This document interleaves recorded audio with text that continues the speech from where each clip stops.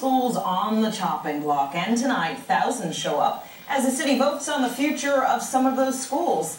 The city panel for educational policy is voting on the fate of 11 public and charter schools. And Fox 5's Linda Schmidt has more tonight. She attended the meeting in Brooklyn. Let's find out.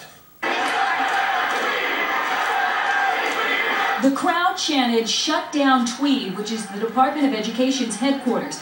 Thousands packed into the auditorium at Brooklyn Technical High School, where the city's panel for educational policy is voting on closing 25 underperforming public schools and 1 charter school.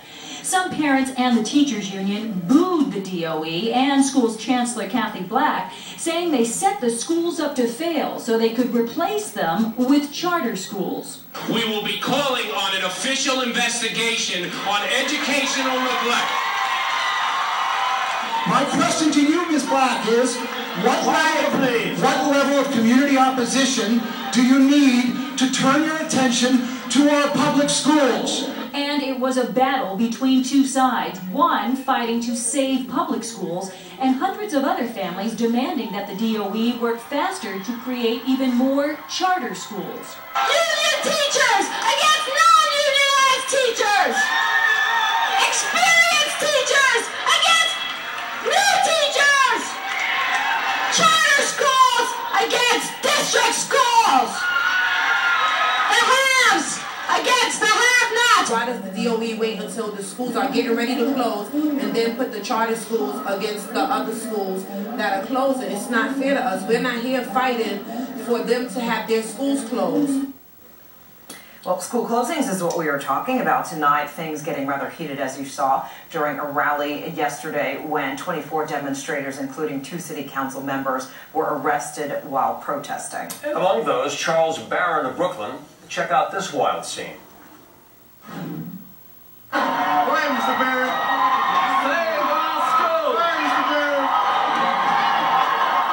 Well, Barron and the others, who included Brooklyn Councilman Julianne Williams, were arrested on charges of disorderly conduct and issued a summons. Joining us to talk about this hot-button topic is Christopher Emdin, urban education professor at Columbia University Teachers College. Thanks so much for coming in to talk to us tonight, Chris.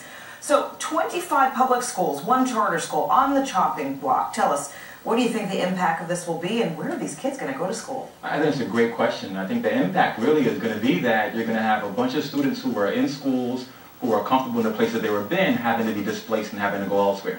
And I think that's just the sort of superficial piece of what we have to deal with here. We also have to deal with the fact that the buildings where these schools were once housed, that once housed 1 school, will now house 3 or 4 schools in the same building in a school that's equipped to only serve 1 school. Yeah. And so we'll have an issue where that's going to be really challenging as well. Yeah, it gets pretty complicated, Christopher. You understand that, and we also know that many of the schools, for example, that are slated to close are very low performing.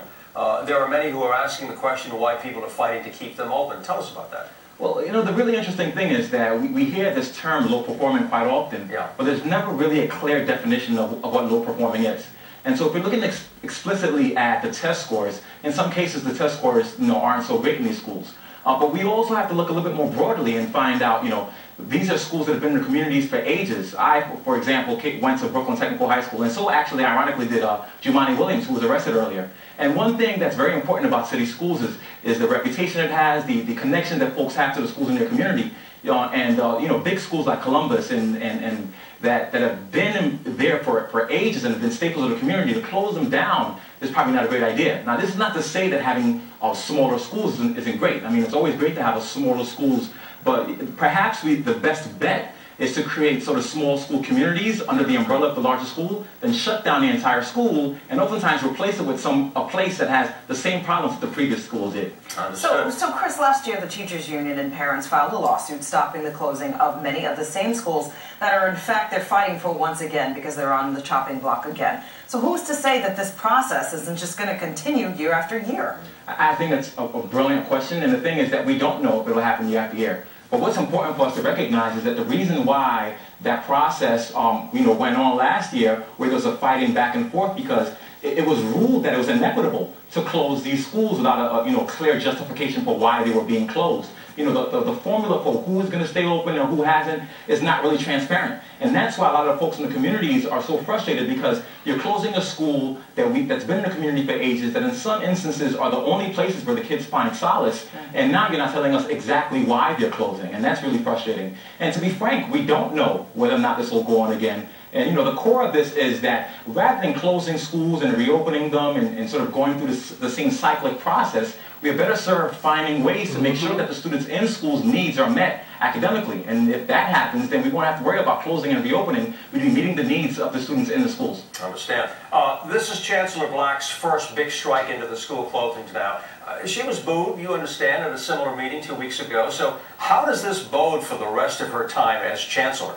Well, I was here earlier and I discussed the fact that Chancellor Black is in a very interesting place, because she's dealing with the fact that a lot of the folks who are quote-unquote in the trenches in schools feel like she doesn't have any expertise in education. And while that doesn't take anything away from the fact that she's done amazing work in fields outside of education, it's really problematic for folks in the trenches. And what we're dealing with now is the fact that her first sort of major decision that sort of gaining attention of the public is one that seems to be sort of extracted from the needs and the emotional connection that students have to schools. And that doesn't really bode well for her politically in an arena where people are really expecting her to make these sort of chopping block decisions that don't really consider the emotions of students in schools and the emotions of teachers. This seems to be what they thought would happen. And I feel like that situation could have been tempered a bit by really focusing more on what's going on in the schools rather than thus having this broad decision to just close them.